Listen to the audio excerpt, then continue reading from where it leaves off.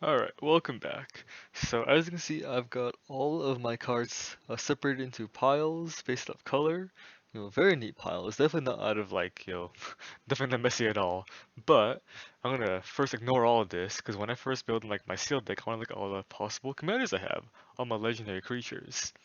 There's many choices to choose from, and the thing is that to make my choice really easy, all these uncommons I see here, they could be strong, but typically I think their rares are cooler to play with, and then they're rare, right? So for future sealeds, I have probably a higher likelihood of playing one of these guys again because they're uncommon, versus playing one of these because they're rare.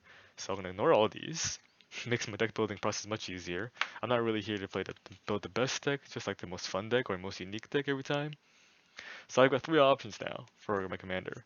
I can either go Boros, which seems pretty cool because honestly that's a really fun way to for them to give Boros card advantage. Very cool.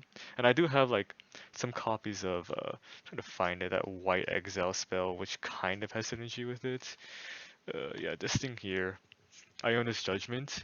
It has synergy. It's 5 mana, but I probably will hit a big thing, and then that big thing will like make this guy stronger, make his star stronger. I could do that, but I think an even more fun option would be to partner these two up and go with what's that again? White, green, black. Uh, it's Abzan. I think it's Abzan. So, anyways, they both have partner. Wait, actually, no, they don't have partner. Crap. Only you have partner. Okay. Uh, Never mind on that then. So I'm not playing you because I think you're a little weak by yourself. I have to play you though because you're so cool. But in that case, then who should I partner with you? Someone who makes a lot of tokens, probably. And I probably don't want to do black because that'd be boring. Oh, alright. After much deliberation, I decided to partner this planeswalker, which I won't even bother trying to pronounce, with Dargo, the shipwrecker, because this planeswalker, if my camera will focus, he sacrifices his throws to other creatures, and Dargo here, he gets discounted if things get sacrificed. So I could get like a maybe even a 1 mana 7/5 trample. It seems pretty good. So Rakdos sacrifice, seems like it's like a kind of a common strategy, but it seems like a really fun way to play it. So I'm building this deck now. Alright, and we're back after having made the deck. So this is what I have going on. This is a 6 deck format, so after 24 lands or so, I have 36 non-lands. So I guess first lands would be just basics plus 2 expanses, and then I have 2 cards in the command zone, which means I'm going to have 34 other cards here in the rest of the deck. So we go to the 1-drops first. In the 1-drop slot, I have 1 solvent. Might seem like, well, 8 mana to destroy anything, just one thing, seems kind of bad, right? But first of all, I have some sacrifice synergy, and sometimes you just gotta. If you're playing Rakdos, I have no answer to enchantments, so I just have to sometimes. This guy's pretty good because he's an easy target for me to sacrifice, because I get a benefit out of it. It's pretty good.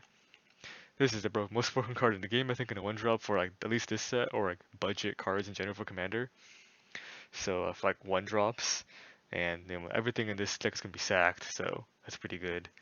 And 2 removal spells, for 1 black is pretty good. That I'll be playing against mono black in this format. For the 2 drops, we have Arcane Signet Ramp. We have 2 prisms. They ETB draw can replace themselves, but also they do filter, which is kinda nice, I guess. But more like I just want to cycle through the deck. You can stack this to do damage.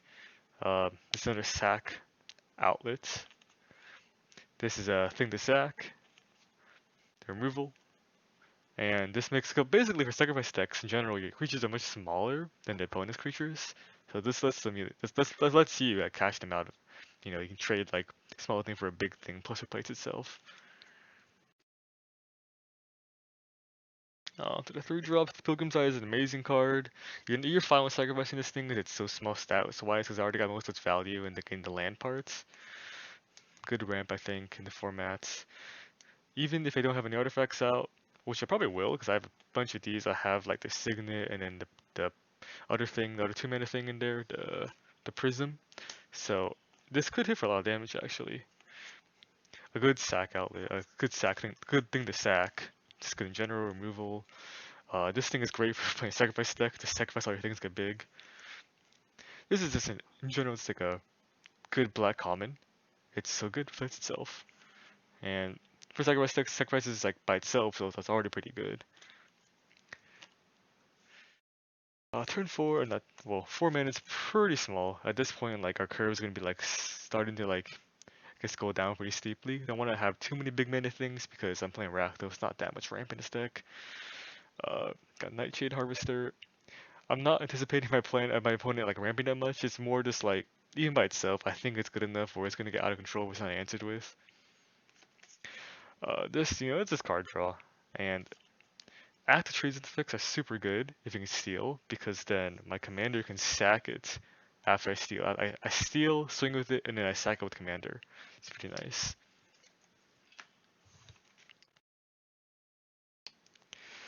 On to the 5-drop slot. It's a 5 mana 3/4, which might seem bad, but the effect I think is pretty strong. It's going to remove a lot of things, it's going to shrink a lot of things, and the Encore is pretty decent.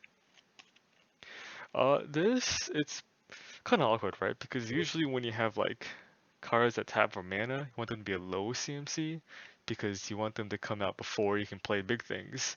But this is 5 mana, so by the time it comes out, my curve like ends like, it's almost over, right? So it's probably not going to generate that much mana. It's just more of it's a good stuff card. It's a 5 mana 4/3 first strike. That alone I think is fine. It's playable. I have to play this because it's his deck, right? But even then, like the effects are pretty strong. So especially the throw part actually matters for my deck a lot. Eye Blight colors. It's just more bodies for sacrificing. Simple as that. 5-drop slot, only one. Just a 5/3 ETB start target artifact. Rakdos needs ways to deal with it, so yeah, there we go. 6-drop slot, we have Boarding Party, Haste Cascade. I think this is really good for 6 mana. Dragon, 4/4 Haste Flying is good finisher. This, I don't know if it's actually that good, because it's like, it's 6+4 to even have to do anything by itself, but the Cascade seems pretty nice.